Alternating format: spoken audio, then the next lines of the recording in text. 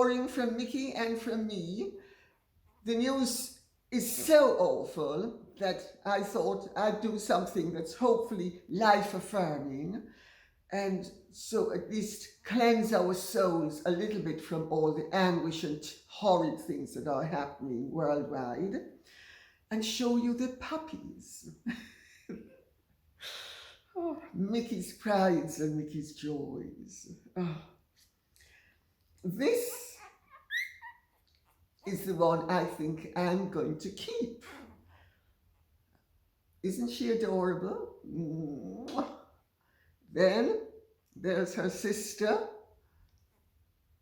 who has a home already.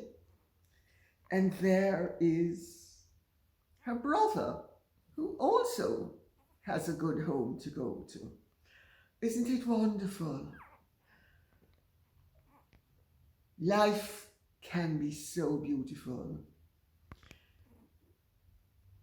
And on that note, I'm going to take Mickey and the puppies back upstairs, because I really don't think it would be fair on them to do a whole video with them here, because it's just not going to be right. So I'm going to take them upstairs and I'll be back in a moment.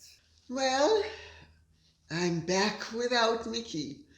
It really feels strange doing videos without Mickey, but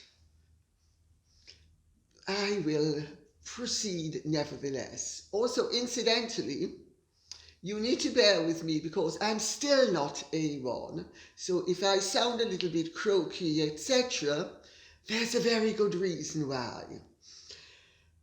Oh, the less said about it, the better. I can't stand health bores, and I don't intend to become one. Sam says, "Hello, Lady C. Why has Harry requested to know the names of individuals on the RAVEC committee responsible for deciding his entitlement to UK taxpayer-funded security? Do you think that Harkle's intent is to intimidate, blackmail or bribe those members into submission to reinstate his IPP status? It would be a small price to pay considering they can barely afford to fund their US security, let alone the enormous cost of having a security detail accompany them during overseas travel. Harry does have the Invictus Games in The Hague coming up in April, and a book to promote at the end of the year, so one would assume a global book tour. Or perhaps there is something even more sinister at play, to which Harry himself may be oblivious, requesting access through the courts to confidential UK intelligence and now names of key decision makers. What do you think, Lady C?" Well, I'm glad that we have Harry and Meghan to leaven the loaf and introduce an element of levity into an otherwise grave time. To me, it's a relief. Oh,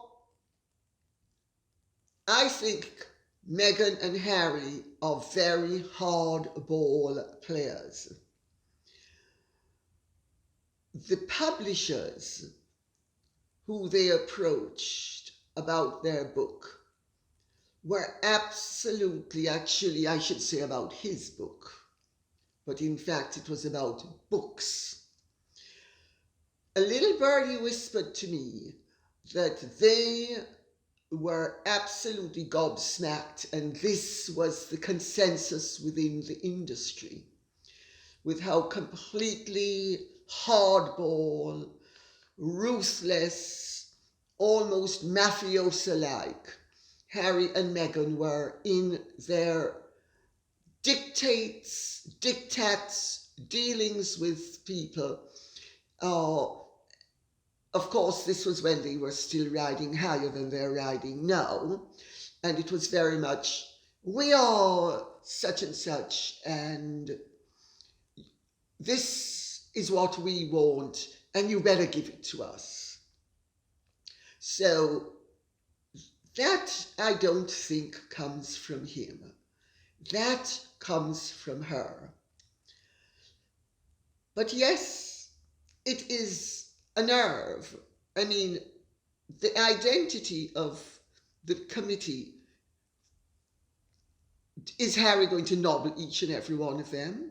Is he going to investigate them and decide that they're class, colour, or some other form of prejudice? I think the whole thing is deeply, deeply disappointing and slightly dangerous. Because when you have a Prince of the United Kingdom turning on the state and the organs of the state, the way Harry is doing, it's outrageous. And of course, Priti Patel and her people have made it absolutely clear that Harry's behaviour has been extremely disrespectful. And this claim that he's offered to pay for his security, no, he didn't initially. It's one of those pie in the sky sleights of hand which is meant to lead all of us to believe that Harry is a noble person and that he is being hard done by the British people and the British state. Well, if he's so hard done by, the question then becomes, why does he want to be here at all? I mean, I certainly wouldn't want to be hard done by in any country that I hesitated to visit because I didn't feel safe. And what use would he put the confidential information to? Well, that's a question that I think we should let Harry himself answer. Christelle says, Lady C, did you see?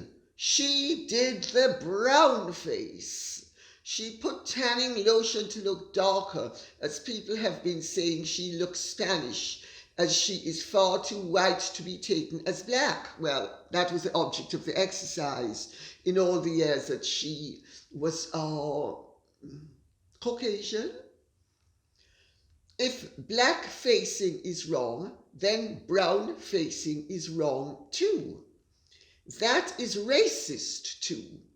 This time she may have used a professional, as she did not have the white spaces showing like the last time in that red pimple-popping gown. Oh dear. Well, I suppose there's nothing wrong with white people like Meghan getting a tan. So maybe she was sunbathing on a lounge by the swimming pool in Montecito. So I don't think there's anything wrong with anybody wanting to tan. Oh. And fake tan, I suppose it's okay for fully fledged Caucasians, so it should be okay, I would imagine, for somebody who is an occasional and sometimes frequent Caucasian like Meghan.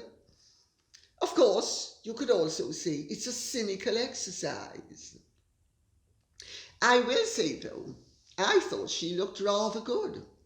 I thought, in fact, she looked better than I have seen her look maybe ever. The dress fitted, miracle of miracles. She didn't overdo it, at least not in the clips I saw. I thought she looked really as good as she can look, and I think she can look pretty good when she wants to and when she does things right. He also, I thought, looked fairly well kept. So maybe Spotify and what's the other one called? Ooh, Netflix and Sunshine Sacks have taken them in hand and said, well, you need to up your game because really the negative publicity is not good. Queen's Martini says, Lady Colin Campbell, question, do you think if Hairbrain could go back in time? Sorry.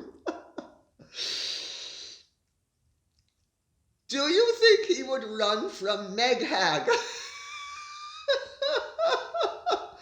Or do you think he would marry her all over again? I hate to disappoint you, Queen's Martini, but I wouldn't. I'm not a betting woman, but if I were a betting woman, I wouldn't be putting any bets on the fact that he wouldn't marry her again. Because I think he just would or well might marry her again. And I'll tell you why. Meghan has liberated that part of Harry that she shares. She has liberated him. I have said before that I know the contents, the main thrust of the memoirs, and she has liberated him. The fact that you and I might not like what we see and what he's become doesn't mean he isn't free. He doesn't have to pretend to be hail fellow well met anymore. He can be the weighty, tiresome, irksome, opinionated, boring creature that he always was.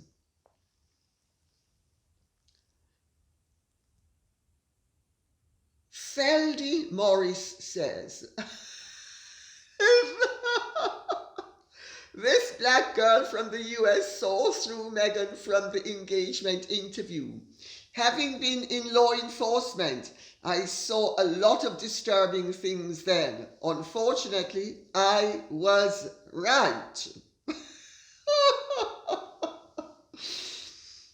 And Leonie Mango says, I am a woman of colour from South Africa and a Scorpio too.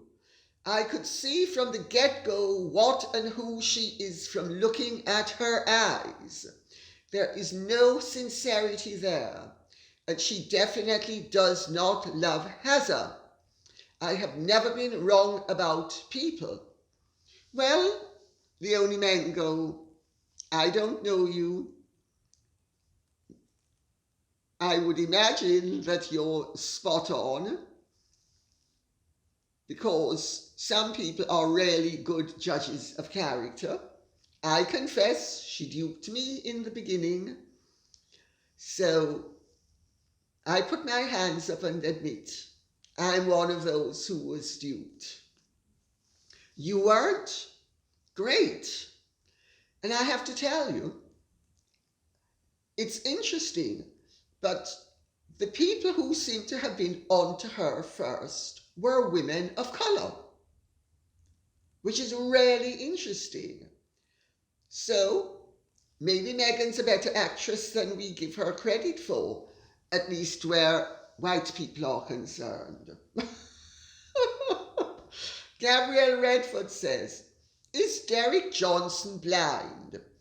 She has described herself as Caucasian. She bleaches her skin and straightens her hair. I have always thought as a psychologist that her narcissism started with her rejection of her racial identity because she thought it held her back. That's a very interesting observation, I have to tell you, Gabrielle Redford. Coloured was a term reviled years ago. It only applied to a certain group of people in South Africa. This organisation should be abandoned. Surprisingly, for all the hot air and its 100-year-old stance, it hasn't led in the fight for equality.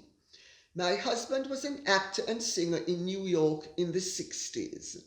He was very friendly with a singer called Lena Horne, very popular in her day. I remember Lena Horne. She was ravishingly beautiful. At the time, if she appeared anywhere but in Harlem, she was not allowed to use the toilets of the theatres she appeared in, but had to go out during breaks into the nearest public toilet. I will believe the US is democratic and equal when the Native Americans get better treatment and representation in the White House. It's another bar humbug sham.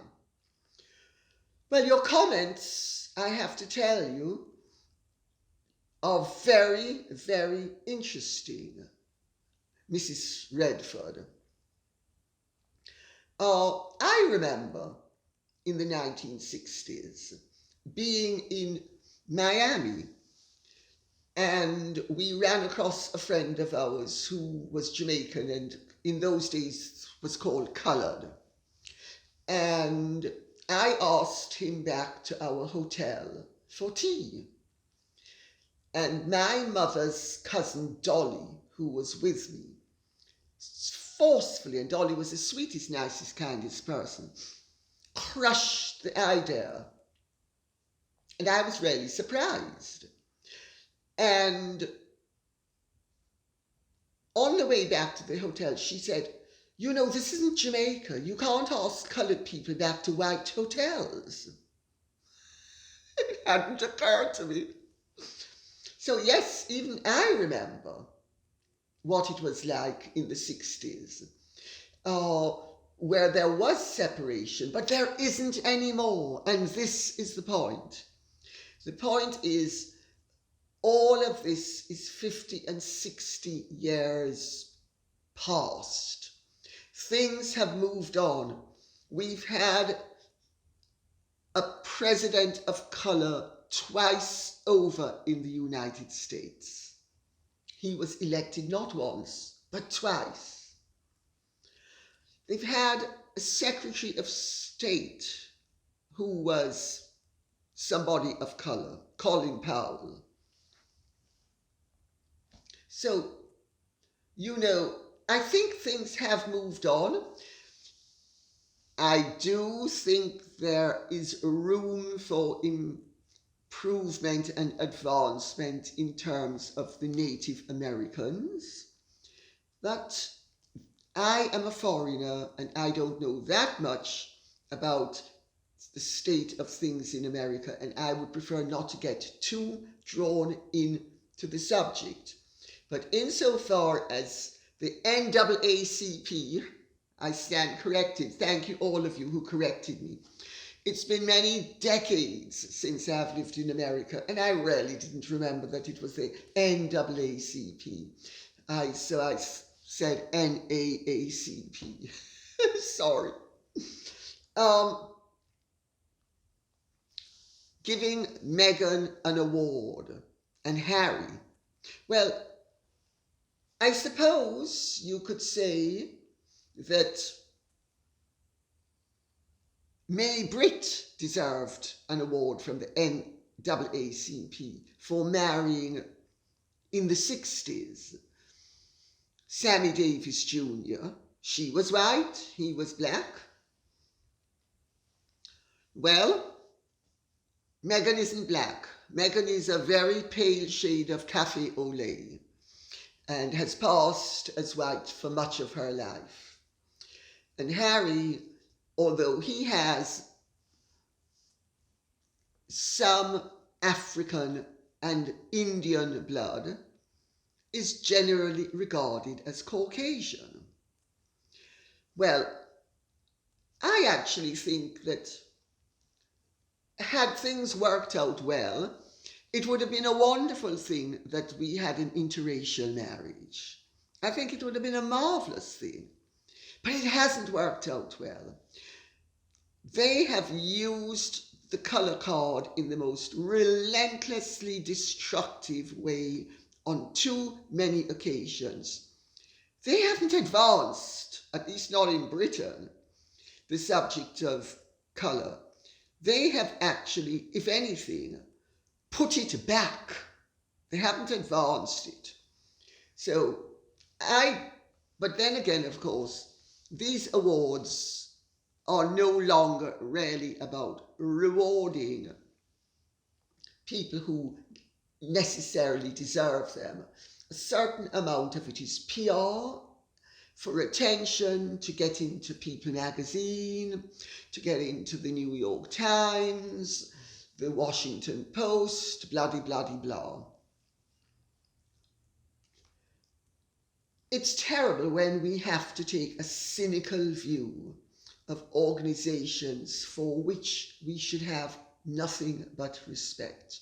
But if they have created the scenario whereby we need to be cynical as to their motives and operations, they have only themselves to blame.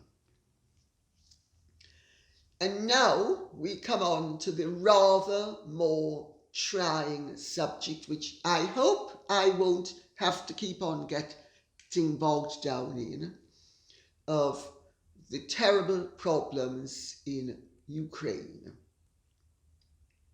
I want to make it clear that I much appreciate many of the comments that I received from people who were totally on this page that I was on and understood why I was answering the question in the way I did, that I was trying to explain a point of view that I didn't necessarily agree with.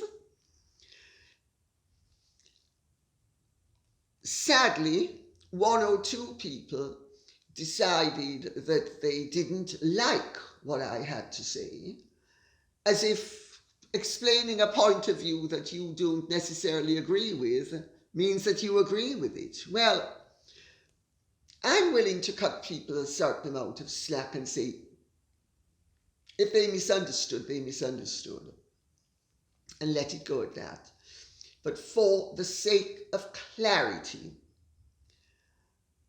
if we are going to be broaching and discussing serious subjects, we need to be rational, thinking, civilized, civil, and respectful of each other's opinions. I just make that point for what it's worth. Because if people think that it is possible to have an educative and enlightening discourse where everybody agrees with everybody else and everybody's on the same page and everybody's sucking up to each other and saying how wonderful they are, that, I'm afraid, is not the way to learn. And that's certainly not the way I have ever approached learning, and I don't intend to start at the age of 72. I don't believe in flattery, and I don't believe in sucking up. And I don't believe that everybody has to agree with me or that I have to agree with everybody. But I do believe that we should listen to what each other have to say and have respect for each other's opinions. I'm a great believer in exchanges of ideas. So having made that clear, I will run through some of what has been happening. And also, I should say up front, I'm absolutely appalled at what's happening. I hinted the other day that my children being Russian, that I had personal vested interests. I'll tell you one of them. I have not been able to take my children back to Russia because, having been born in Russia, they're not allowed to return to Russia except on Russian passports, unless they forego their Russian citizenship, which I don't want them to forego, and they don't want to forego it either. But it has meant that my children can't go to Russia because if they go to Russia, they have to go to Russia on Russian passports. Once they are in Russia, their British and Jamaican citizenships are meaningless, and they can be drafted into the Russian army. That's the reason why my children have not been back to Russia. I want you to consider the fact that the Russians have a conscript army and that those young men have no choice in what they are being made to do. I'm not excusing anybody's conduct, but I think we ought to be aware of the fact that many Russians are as much victims of this situation as anybody else. I make that point for what it's worth. Another point I'd like to make for what it's worth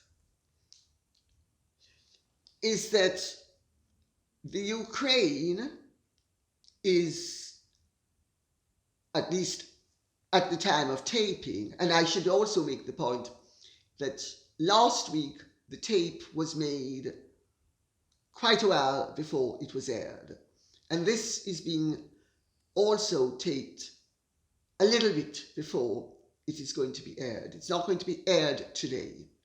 It's going to be aired tomorrow. So things can change a lot in the gap of time, because when I made my previous videos, there had been some of the significant developments that took place had not taken place yet.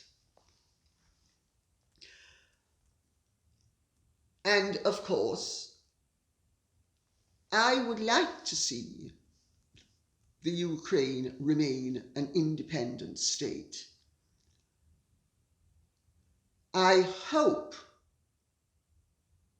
that this is a sentiment that is shared by people all over the world, because I can tell you, at the rate things are going,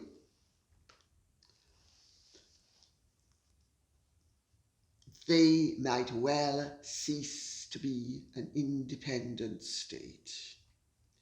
And don't think there will be blame on only one side. There will be blame on other sides as well. We cannot pretend, unless we are delusional, that what has been going on in that part of the world is not deeply regrettable, and that everybody, to an extent, has dirty hands. Gwen Brussel says, I think Lady C only said, she's replying to somebody who completely missed the point of what I was saying in the previous video. I think Lady C only said that pertaining to this current crisis, it is Russia against other Russians in two places under different leaders. Some are actually in or were once the same family.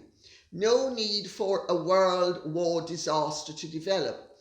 It is their fight for now, and hope it remains there and settles there. We are rooting for democracy. Well, Gwen Brussel, I'm so glad you saw exactly the point I was trying to make. And if you saw it and other people saw it, I don't know why some of the people who didn't see it. I have a great deal of sympathy for the Ukrainians. And I mean the Ukrainian people. I make a big distinction between the people of a country and the governments of a country. Governments are what get the people into trouble. The people don't usually get the governments into trouble. I think we need to remember that. And I think they are putting up a valiant fight, and I hope that they are allowed to prevail. I have to tell you, listening to some of the rhetoric from the politicians and the press,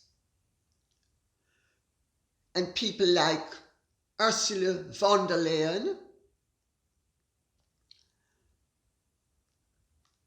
they are jeopardizing the ultimate chances of the Ukrainians remaining an independent people. I have to say, I love peace, and I love liberty, and I like people. And I think it is shocking when politicians and the press, instead of dousing the flames, inflame them for their own personal advantage. You know, we are living through one of the most dangerous times in the history of humanity. We need to be aware of that. It behooves us to be aware of not only that fact, but to behave responsibly and constructively, and not to indulge our passions at the expense of our future well-being. We need to keep our heads, really. We need to remain rational as well as reasonable, and to try to find constructive as opposed to destructive solutions. Anything else is folly. I have to say, some of what I hear the politicians saying is deeply concerning, chief of which is that the Ukraine should become a member of NATO. This is where the problem lies. But we will get to that in a moment.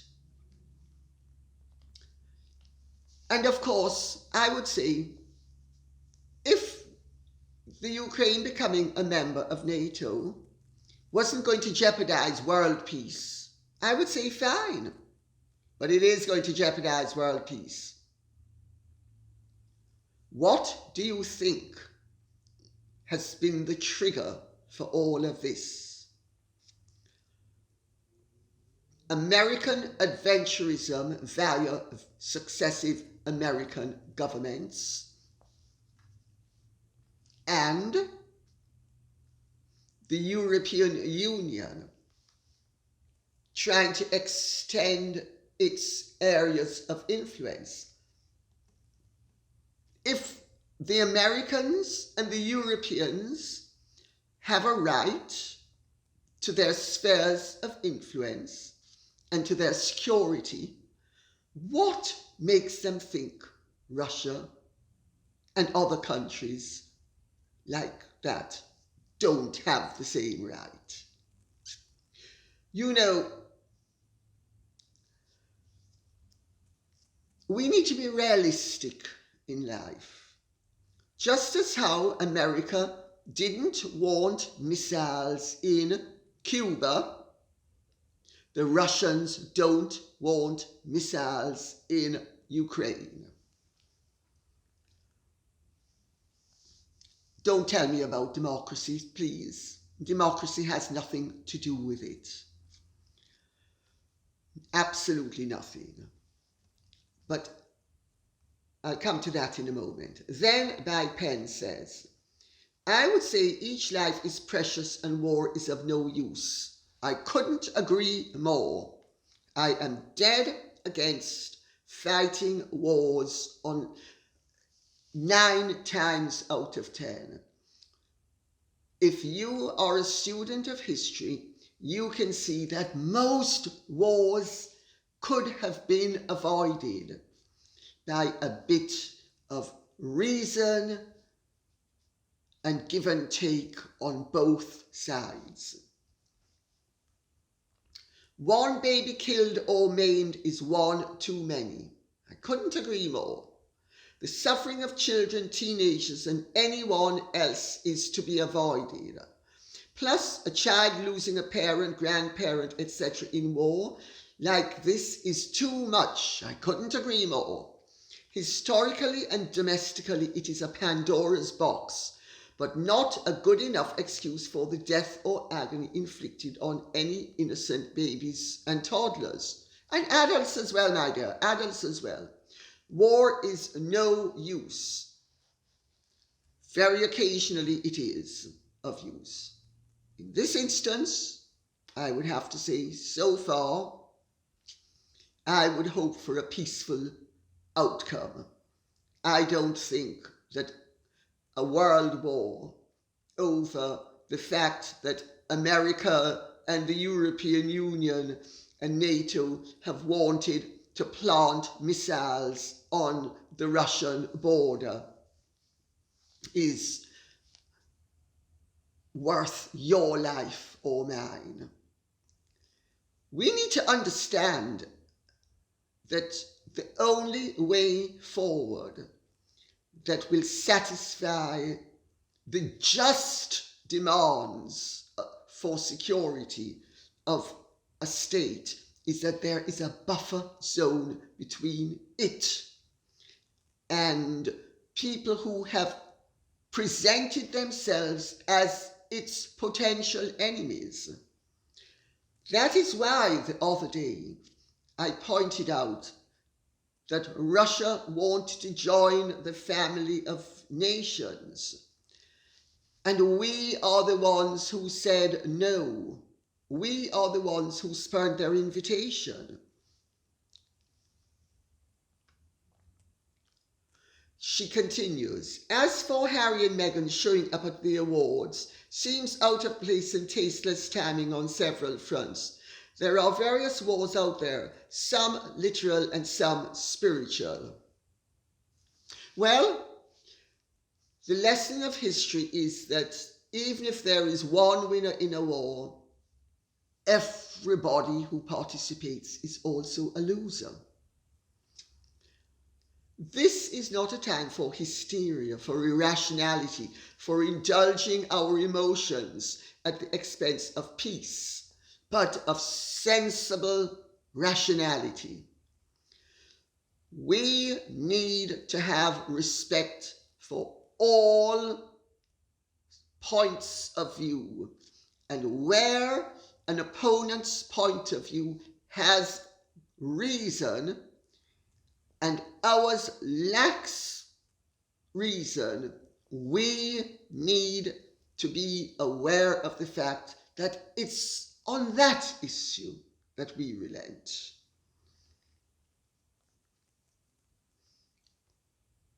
Carol Matar says, excellent synopsis of history, but this recent aggression by Putin was actually started by the West, who have been trying to establish NATO on his border, thus provoking the bear.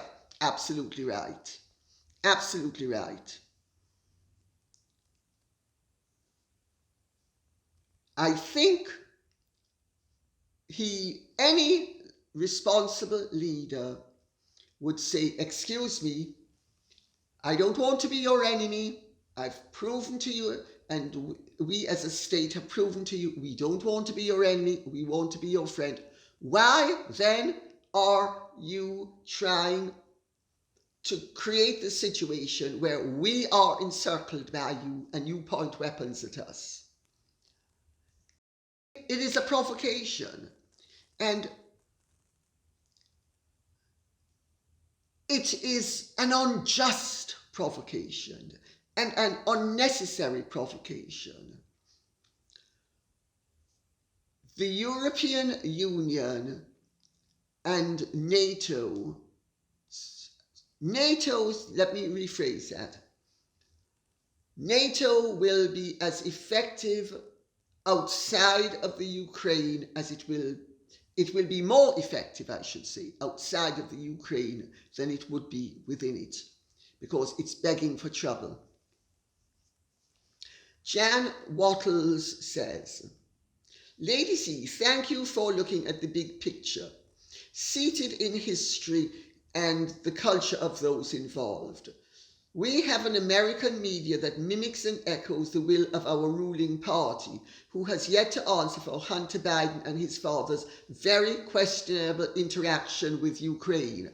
And there, my dear, you have hit a nail very firmly on the head.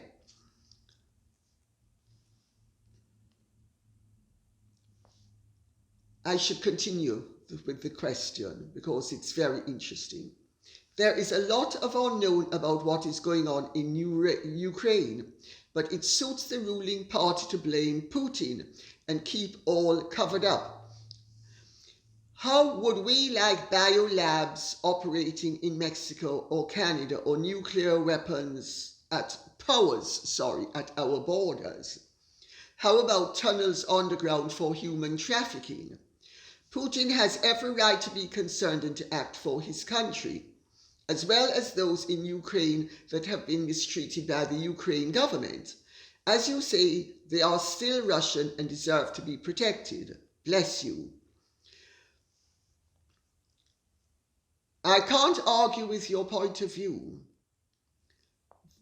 Evidently, there are or were 14 biolabs in Ukraine that have been targeted by the Russians because they don't want a Wuhan situation near them. They have evidently targeted these biolabs, and I gather they have, if not wiped out all of them, they've wiped out some of them. Of course, they were sited in civilian areas. But we're not being told that really the Russians have a concern about the biolabs that have been created in Ukraine. As for the Bidens, I'm awfully sorry if I alienate anybody who is a supporter of Joe and Hunter Biden. Look up their track record in Ukraine. Look up the rank corruption, the tremendous amount of money they have made.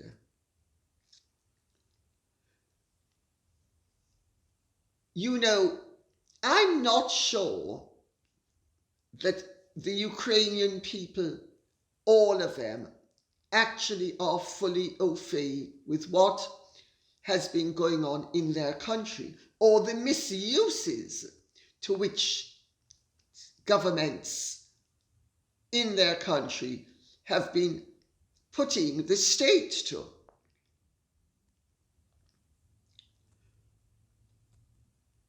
I would imagine that all Ukrainians who are peace-loving and who love their country would like a speedy and peaceful resolution to this problem. and that they want the integrity of their country to be protected. It will be a lot more easily protected if their president, who I have to tell you has behaved in the most courageous, heroic manner. But it would have been preferable had he not been provoking his powerful neighbour and effectively saying, we have the West on our side and we are going to do exactly what we want, and if you don't like it, you're going to have to suck salt, because that's basically what has been going on. Linda McLean says, nobody wins in a war. Couldn't agree more.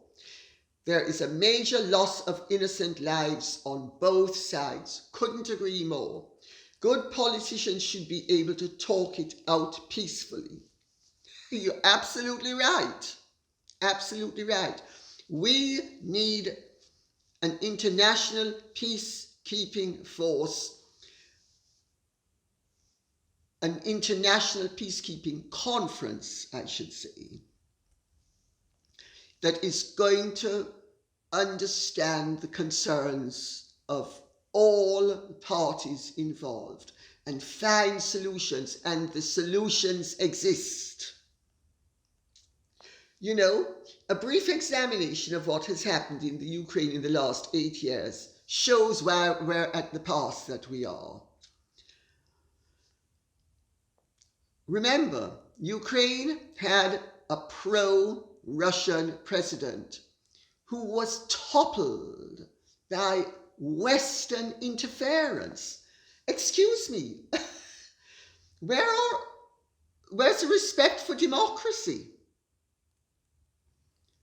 You know, I'm old enough to have seen the number of times the United States of American government has interfered in foreign states, created problems, created havoc, created wars, and then just slough off as if it's nothing to do with them.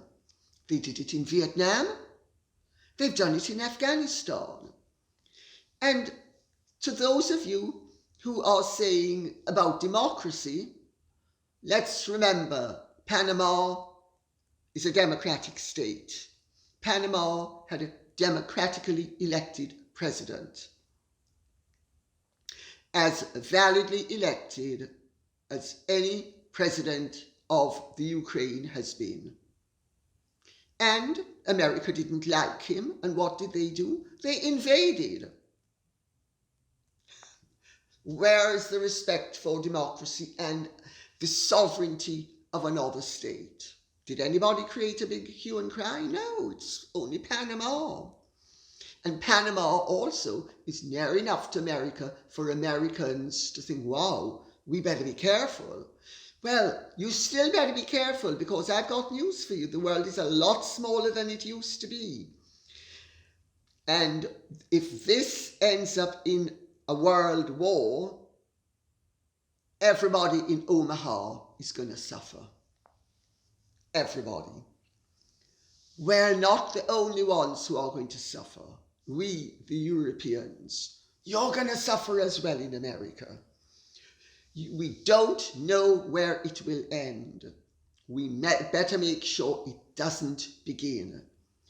And if anybody finds the fact that I love life and peace and want a peaceable and valid solution, if they find it offensive, well, be offended till you're blue in the face. I couldn't give a continental damn, because I have to tell you, this is not an ego trip that any of us is on. We cannot afford to indulge our vanity and our passions and our emotions. We need to be sensible. This could be the future of civilization at stake. It's simply unproductive to say that Putin is solely to blame and the West is in the right and has all the rights. We're not in the right. totally, and we don't have all the rights. And Putin, he definitely is in the wrong for having invaded a sovereign state, although he has been careful to do it with the Donbass fig leaf, which actually does give him some room for maneuver. I'm not saying I agree with it, but I'm acknowledging the reality. I personally would have preferred that he didn't invade. But I can understand why he did. I don't have to agree with it to understand it. And if you think that I don't have the right to understand that which I don't agree with, well, you're entitled to your opinion, and I'm certainly entitled to mine. So, and I'm not asking you to change yours, but please don't try to get me to change mine. You know? All this sanctimonious swearing the right doesn't assist in a situation like this. The world is on the threshold of the Third World War. And it's up to us, the citizens, the people of the world, to prevent our politicians from taking us into it. And we should not be supporting their warmongering and their inflammatory rhetoric.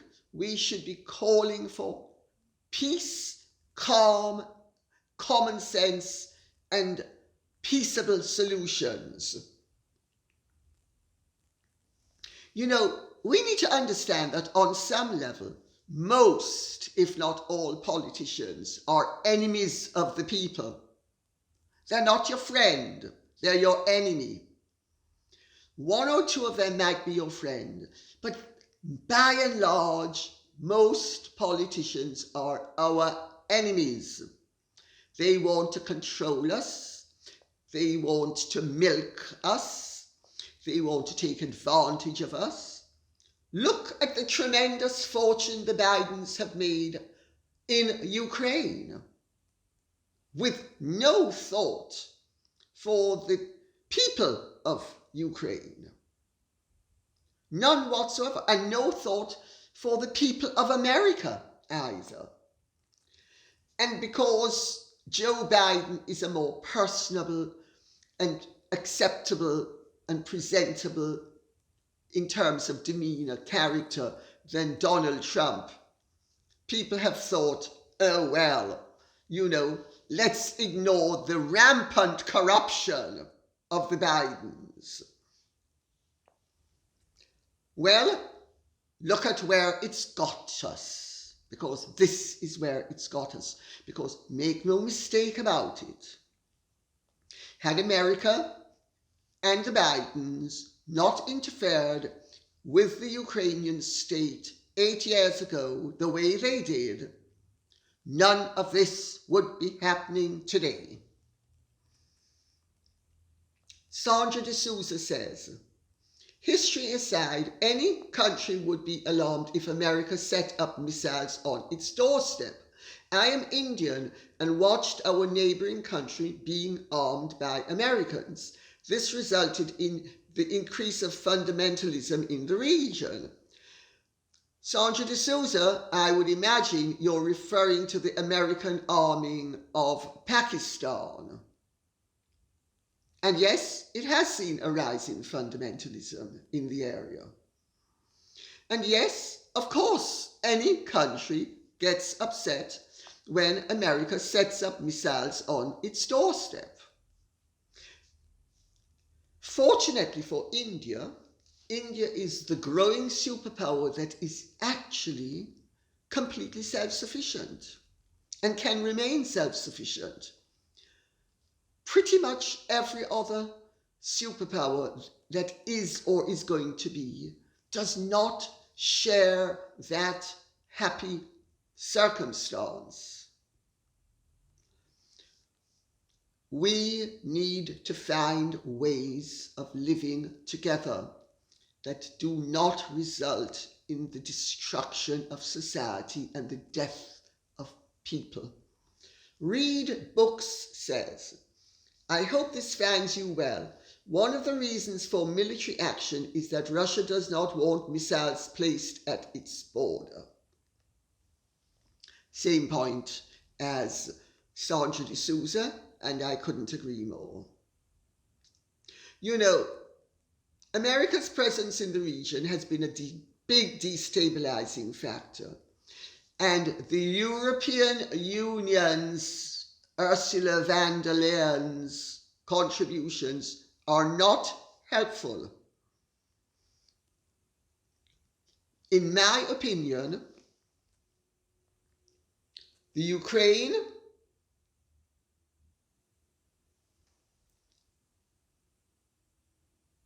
Sweden and various other states, Finland, especially Finland, should remain as buffer zones. The only way forward that respects the rights of all the participants is if these countries remain buffer zones, that they are not members of NATO. They are like Switzerland.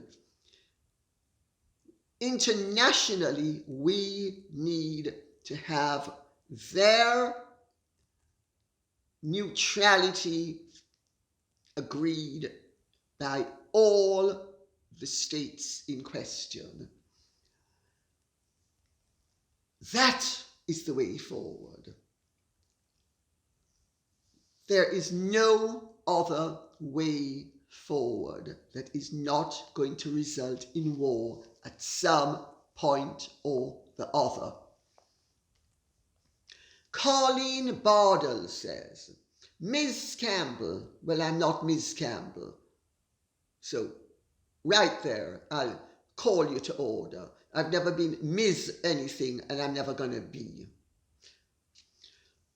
I do listen to your expressions online, some well presented, others not so much.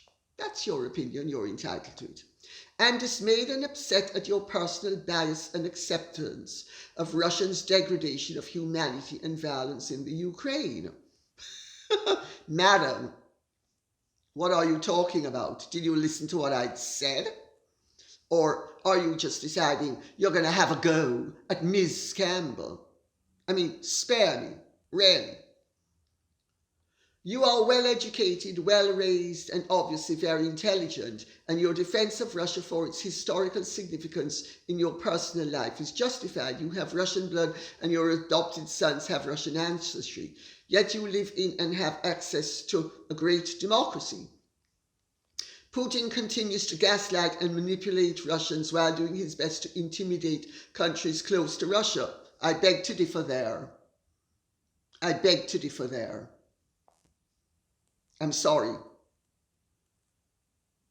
I have to say, the facts are not supported by what has happened in the Ukraine. The Ukraine had a pro-Russian president that was toppled with the assistance of the West.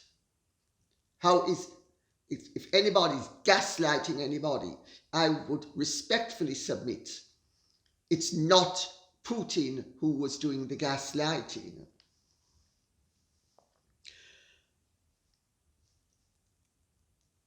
That is wrong. You are wrong. Well, you're entitled to your opinion.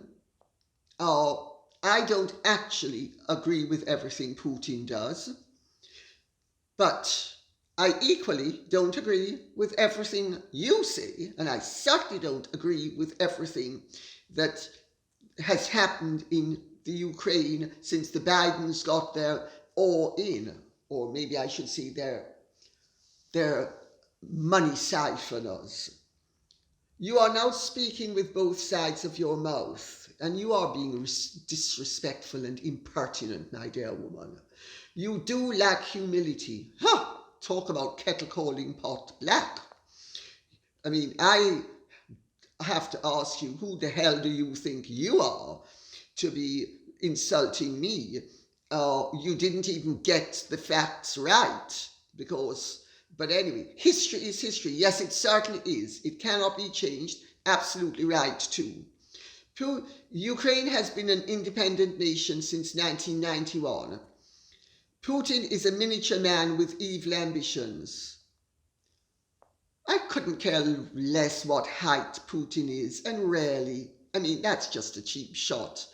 I mean, we don't know what you look like, but if you're tall, what does your height have to do with anything? And his evil ambitions? What evil ambitions? The fact that he doesn't want American and NATO weapons pointing at his country. Where's the evil ambition? I'm awfully sorry. I may not agree with how he's gone about things, but you would have to point out to me whose ambitions are evil. Is it his, or is it destructive of the European Union and the United States of America to try to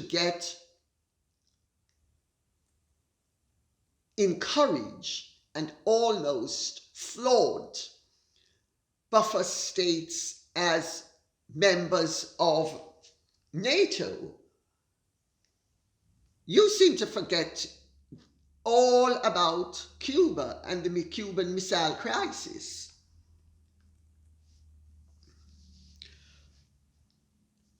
The lessons of history are there to be learned from, my dear woman.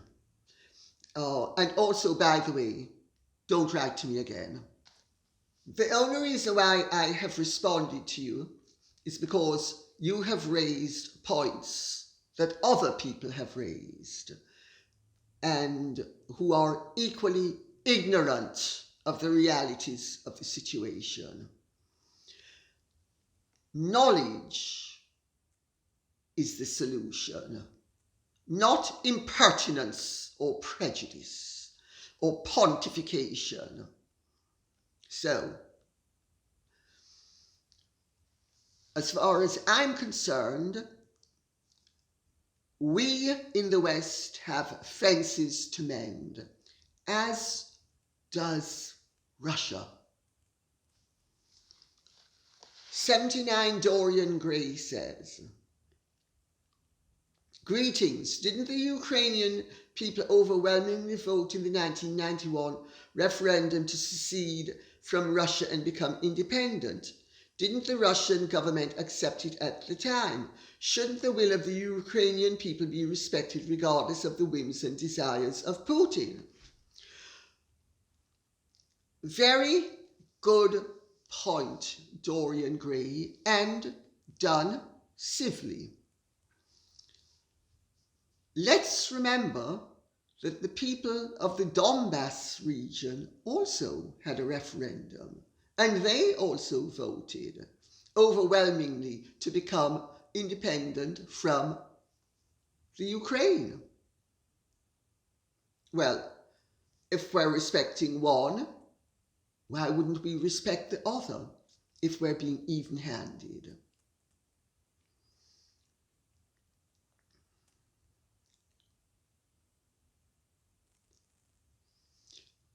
This situation is soluble, but only with acknowledging the fact that the Russian state has a right to coexist peacefully without the provocations to which the European Union and the United States of America, in its determination to keep the military-industrial complex alive and flourishing, have been subjecting it to. Now, there are faults on all sides, but we need to be careful to attribute justly where somebody has a point of view that is valid. Dana says, people have called Putin evil, a deranged madman, and similar incendiary rhetoric is recited by the press since the invasion of the Ukraine. I'm sure that people feel better for saying it, but how is this helping the situation? Sometimes one lives up to the name they are given by others. I have heard only Trump stating he respects Putin and he might just be onto something to lower the heat. Well, I couldn't agree more. If we want to lower the heat, we need to start to be a little bit less incendiary. Throwing petrol on a fire doesn't assist. Heiko Filer says, Dear Lady C, thank you for your revealing history lesson. I am German with roots in America and Hungary, so I can understand that you with your background have a complex approach to history. The narrative of the mainstream media is that Putin is the evil one, and I admire your courage to articulate your opinion here. Unfortunately, every generation seems to make the same mistakes. I also hope that your wisdom and understanding of the complicated situation will prevail, but honestly, I doubt it. All the best for you and Mickey. I doubt it too. But even if I'm a lone voice baying in the wilderness, on the off chance that somebody hears me and somebody agrees with me and it's going to make a difference positively, I will bay. Lily Lazel says, outstanding summary of the origin of the Russian nation, chock full of interesting and important details relevant to the questions facing the world in regard to war with Russia. The West has been yearning for a war with Russia for decades, entirely based upon greed disguised as preservation of democracy. The disregard of human life and moral principle is appalling.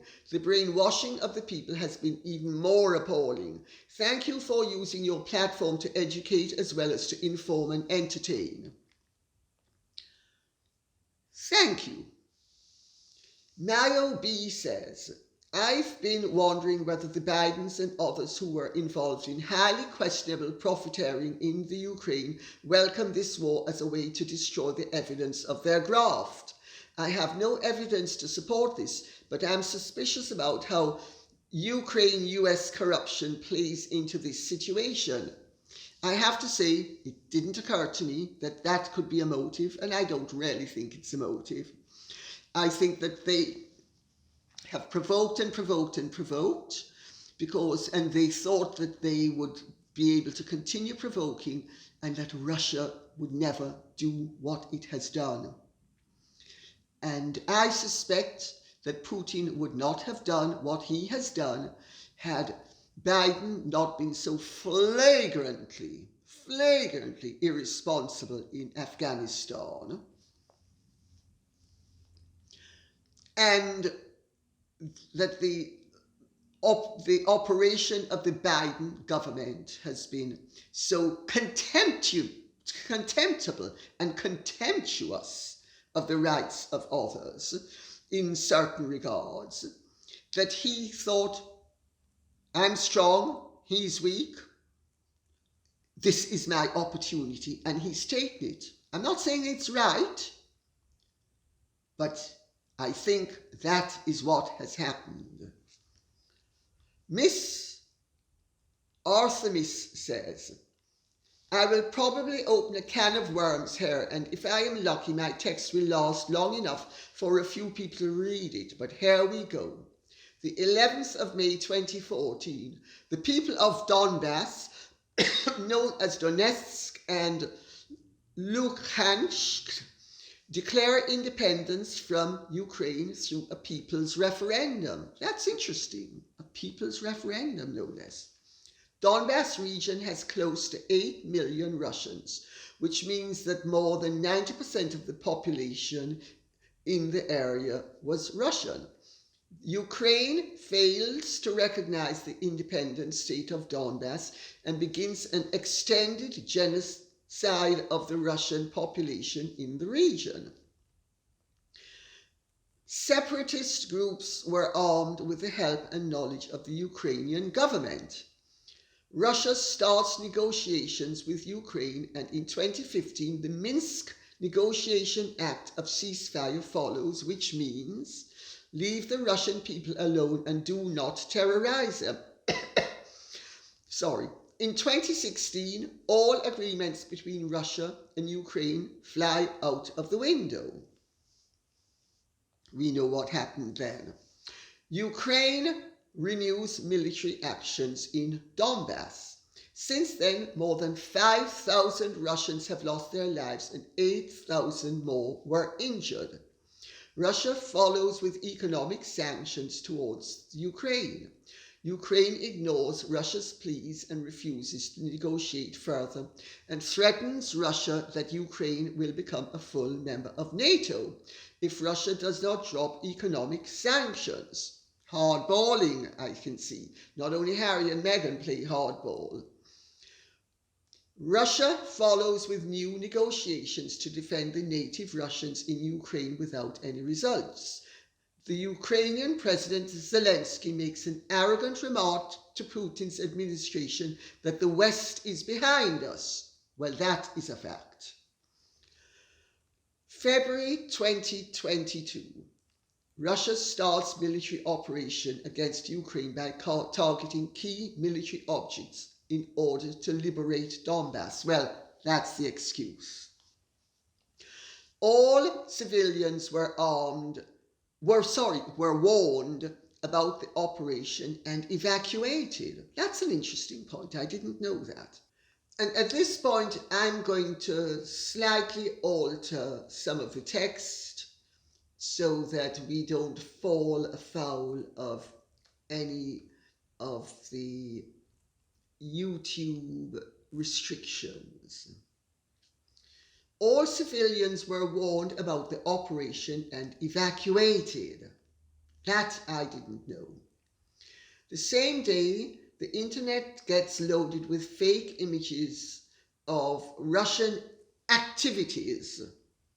And there's a much more disagreeable word for it, which I'm not using, in the Ukraine, and the, shall we say, mistreatment, there's a stronger word being used, of the citizens by the Russian soldiers. Some images in actuality were from 2018 and from different warfares. Ironically, the world news media never mentioned the, and I'm not going to use the word that she's using, I'm going to use the cleansing of the population in Donbass and the thousands who lost their lives in the process, as Donbass Russians never existed. Following the day of the attack, Biden and the administration continues with the massive propaganda campaign against Russia.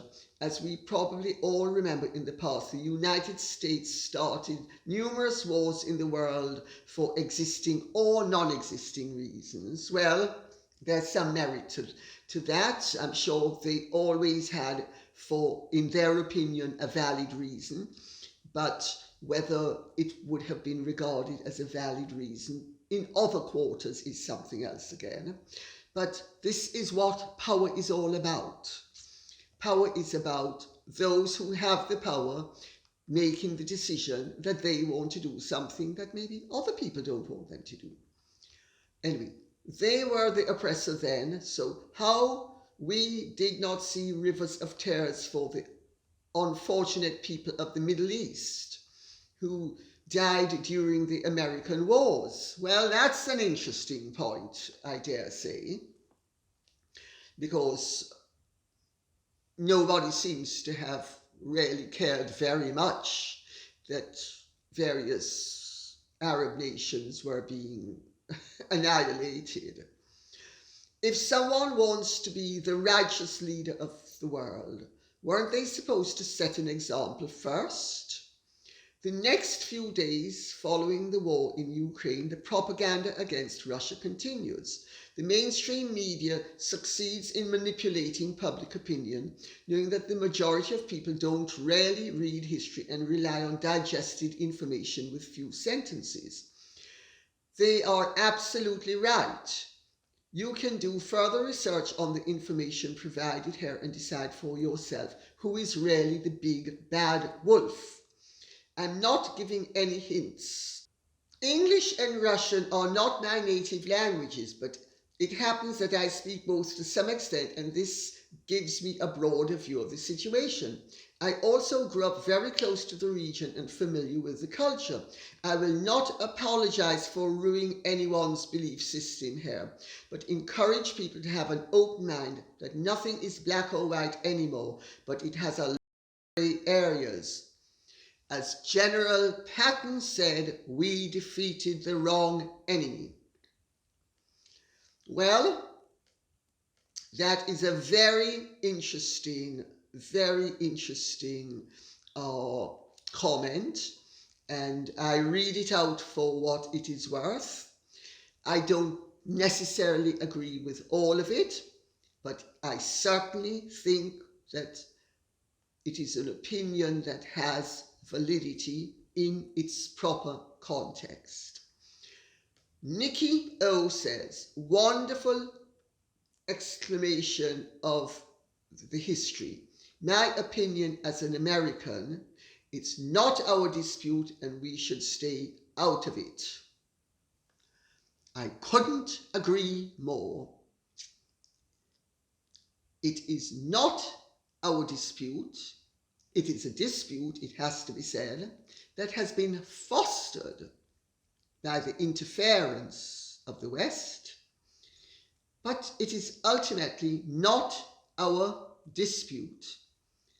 And if we persist in making it our dispute, we might end up with the Third World War.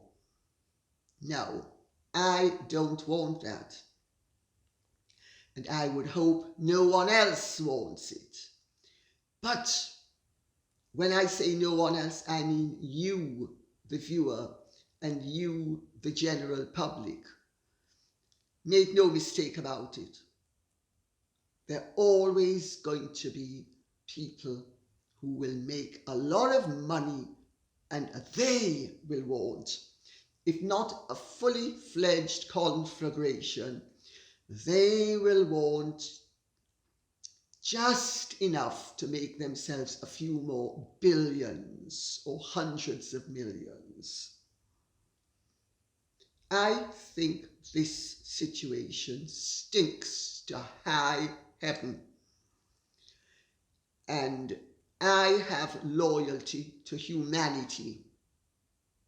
And I think we, the people, should be vociferous in demanding that our governments do what they can to ensure that this conflagration goes no further and that we revert to a peaceful, a peaceable, and a respectful way of life for all the parties concerned.